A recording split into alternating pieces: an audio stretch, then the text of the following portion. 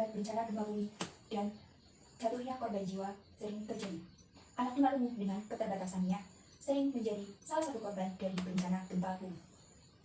Oleh karena itu, kami dari tim Marvel UNY yang beranggotakan saya, Adik Muhammad Tunisa, Isan Rafael Hoyrullah, Nani Pujianingsih, dan Megawati, serta dosen pembimbing Bapak Rindi Roshandoyo MPD, merancang mikro teaching dengan judul Pembelajaran Kesiapsiagaan Bencana Gempa Bumi bagi Siswa Tunarungu. Assalamualaikum warahmatullahi wabarakatuh. Yang terhormat Dewan Juri, serta segenap hadirin yang berbahagia. Secara geografis, daerah istimewa Yogyakarta terletak pada 7 derajat 33 menit sampai 8 derajat 15 menit lintang selatan dan 110 derajat 5 menit sampai 110 derajat 5 menit bujur timur. Letak daerah istimewa Yogyakarta berada di tengah Pulau Jawa yang berhadapan langsung dengan zona subduksi atau zona pertemuan antara dua lempeng tektonik yang terletak di bawah Samudra Hindia.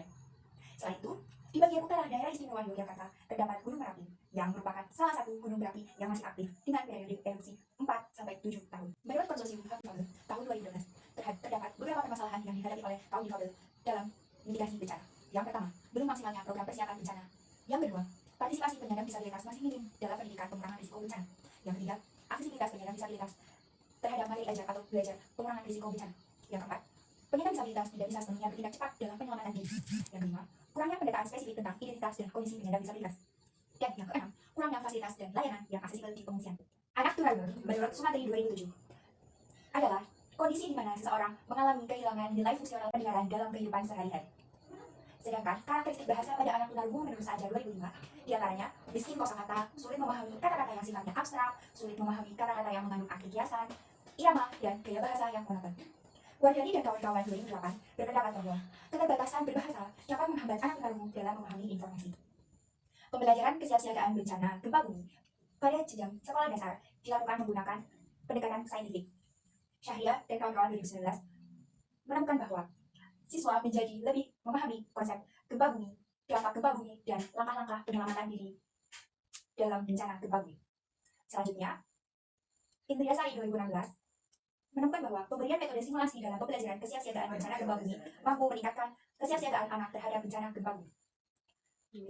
Model mitigasi bencana multisensoris bagi anak berkebutuhan khusus di SD Inklusi Yogyakarta dapat meningkatkan pengetahuan masyarakat mengenai potensi gempa bumi, memberikan alternatif mitigasi bencana berbasis multisensoris, dan mendukung masyarakat dalam mendukung upaya mitigasi bencana. Komnasari 2019. Perencanaan alur kegiatan ini dimulai dengan pertama, menentukan tema. Menentukan tema ini dengan mengumpulkan ide-ide dari setiap anggota dan menentukan tema yang akan digunakan. Selanjutnya adalah berdiskusi langsung dengan dosen pembimbing. Setelah itu adalah pembuatan materi. Pembuatan materi ini adalah dengan pembagian perangkat pembelajaran kepada setiap anggota, mulai dari LKPD, RPP, hingga media. Selanjutnya adalah pengambilan video.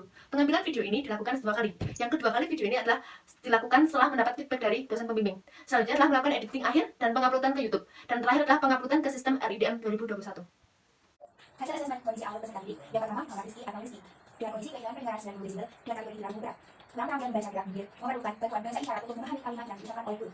Anak mengalami kesulitan mengucapkan huruf-huruf asal seperti M dan N. Penguasaan kosakata cukup baik. Anak mampu memahami kalimat sederhana dan menyusun kata dengan struktur kalimat yang cukup baik.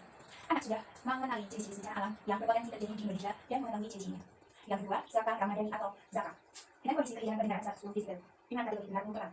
Anak mampu memahami gerak bibir pada kata yang dikatakan dengan aktivitas jelas, memerlukan bantuan bahasa isyarat untuk memahami kalimat yang diucapkan guru. Anak sering mengucapkan huruf R menjadi huruf L atau D. Penguasaan kosakata cukup baik. Anak mampu memahami kalimat sederhana, namun terampil dalam menyusun kalimat dengan struktur yang benar. Anak sudah mengenali jenis-jenis bencana alam yang berpotensi terjadi di Indonesia dan mengetahui ciri-ciri. Pelaksanaan pembelajaran, pembukaan menggunakan brainstorming, kemudian ada kegiatan inti yang dimana guru akan masuk pada materi pokok dengan menggunakan video interaktif. Kemudian, siswa akan dibimbing untuk mengenal konsep dasar gempa bumi, kesiapsiagaan bencana ketika terjadinya gempa bumi, dan siswa akan melakukan kegiatan kelompok dengan simulasi saat terjadinya gempa. Pelaksanaan pembelajaran di sini terdapat ada evaluasi, yang dimana siswa akan bercerita tentang kesiapsiagaan bencana alam gempa bumi secara individual dengan mengerjakan kuis melalui Earth Home Kahoot. Metode pembelajaran yang digunakan ada 2. Yang pertama ada metode tanya-jawab. Dari hasil penelitian Justi S pada tahun 2017 dijelaskan bahwa metode tanya-jawab menciptakan interaksi antara guru dan siswa maupun siswa dengan siswa, yang dengan metode tanya-jawab akan membentuk aliran informasi 2 arah sehingga suasana pembelajaran menjadi lebih hidup dan aktif. Melalui metode tanya-jawab, pembelajaran yang aktif, siswa dapat lebih mudah memahami materi kesiapsiagaan bencana alam gempa bumi, yang mana di sini guru akan bertanya kepada siswa ketika sudah menyelesaikan materi yang sudah dijelaskan terkait dengan materi bencana gempa bumi kepada siswa, yang dimana agar mengetahui apakah siswa tunarungu sudah mengerti atau paham terhadap materi yang sudah dijelaskan. Metode selanjutnya yaitu metode simulasi. Dari hasil penelitian Erlin dan Dian pada tahun 2019 yang berjudul Pengaruh Bimbingan Kelompok Teknik Simulasi terhadap Peningkatan Komunikasi Reseptif Siswa Tunarungu, yang menjelaskan bahwa teknik simulasi atau bermain peran efektif terhadap peningkatan komunikasi reseptif siswa tunarungu. Dengan teknik simulasi yang menunjukkan kreativitas hasil siswa tunarungu, serta siswa mendapatkan pengalaman nyata untuk meningkatkan daya minat dan usaha siswa untuk materi yang sedang diberikan. Jadi di sini untuk contohnya, siswa akan diminta untuk mempraktikkan gerakan cara menyelamatkan ketika terjadinya gempa bumi. Pada pembelajaran ini, video yang digunakan adalah video kesiapsiagaan bencana gempa bumi dari Kementerian Kesehatan Republik Indonesia yang dilengkapi dengan bahasa isyarat yang dibuat oleh tim Marvel dan disertai dengan subtitle. Media pembelajaran berikutnya yang digunakan adalah PowerPoint materi kesiapsiagaan bencana gempa bumi. Untuk pembelajaran ini terdapat penilaian, yaitu ada penilaian tes dan non-tes, kemudian ada individu dan kelompok. Pada penilaian tes, dengan cara mengerjakan kuis pada platform Kahoot yang berisikan soal terkait materi bencana gempa bumi. Sedangkan untuk penilaian non-tes, di sini akan mempraktikkan adegan ketika ada bencana gempa bumi dengan melalui metode simulasi. Sedangkan pada saat penilaian individu, terdapat guru akan meminta siswa untuk mengerjakan kuis dengan Kahoot untuk mengasah pengetahuan anak tunarungu secara individual. Untuk penilaian kelompok akan dilakukan pada saat simulasi bencana gempa bumi yang berguna untuk mengasah kemampuan anak tunarungu dalam bekerja sama pada saat menghadapi situasi bencana gempa bumi. Selain itu, melalui simulasi, siswa berkreasi berpikir kritis terhadap situasi yang dialami suatu saat nanti. Pada pembelajaran ini, cara guru melibatkan siswa ada dua, yaitu pertama melalui sesi tanya jawab dan yang kedua melalui sesi simulasi. Yang pertama pada sesi tanya jawab yang berisikan tentang guru akan meminta siswa untuk mengingat kejadian yang pernah dilihat, kemudian meminta pendapat anak, dan yang terakhir yaitu menanyakan pengetahuan siswa terkait materi yang sudah dijelaskan. Dan yang kedua melalui simulasi, yang dimana guru akan memastikan siswa selama 3 menit terlibat fokus dalam pembelajaran, kemudian berperan langsung sesuai dengan situasi gempa bumi, dan yang terakhir yaitu melakukan pengamatan mandiri. Sebelum pelaksanaan pembelajaran terdapat pelaksanaan protokol kesehatan. Yang pertama yaitu kedua siswa memakai masker dan menjaga jarak. Kemudian yang kedua dilakukannya kegiatan mencuci tangan dan pengecekan suhu sebelum dilakukannya pengambilan gambar.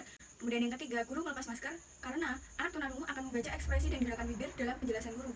Dan yang terakhir yaitu guru tidak memakai face child yang dikarenakan terdapat pemantulan cahaya dari lampu pada saat memakai face child yang membuat anak tunarungu mengalami silau dan hasil pada video tidak begitu jelas. Teknologi yang digunakan dalam pembelajaran ini salah satunya menggunakan video asistif. Teknologi asistif merupakan teknologi yang dibuat secara khusus untuk mempertahankan kemampuan fungsional anak berkebutuhan khusus agar dapat menyelesaikan tugas yang seharusnya tidak dapat mereka lakukan. Video asistif ini dalam Das pembelajaran vulkanologi gunung berapi. Dalam video ini dilengkapi dengan adanya juga isyarat dan subtitle. Gempa dengan Sehingga skala yang siswa besar tunarungu dapat mampu mengakibatkan mengakses kerusakan video dan pelajaran runtuhnya bangunan. Untuk Kejadian teknologi bencana yang tanah dilakukan longsor tahun dan ini, tsunami tahun pun ini, kerap kali tahun datang ini, setelah gempa ada bumi. 3 dalam yang pertama adalah polling, kedua adalah quiz, ketiga adalah jejak pendapat. Berdasarkan penelitian Nurul Ghaziah 2020, pembelajaran yang menggunakan aplikasi Kahoot akan meningkatkan hasil belajar siswa serta membuat kelas menjadi lebih menyenangkan dan suasananya lebih hidup. Dalam pembelajaran ini, siswa tunarungu juga menggunakan Kahoot. Fungsi Kahoot bagi siswa tunarungu adalah sebagai penguat materi dan evaluasi pembelajaran.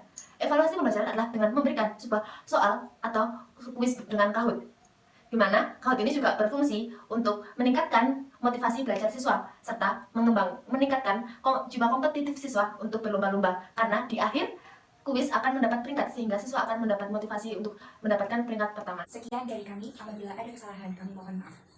Keterbatasan bukanlah suatu penghalang, namun jadikan keterbatasan sebagai pelujur kita untuk mengejar mimpi.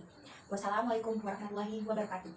Tim Marvel UNY berjiwa inklusif, kreatif, inovatif untuk Indonesia emas.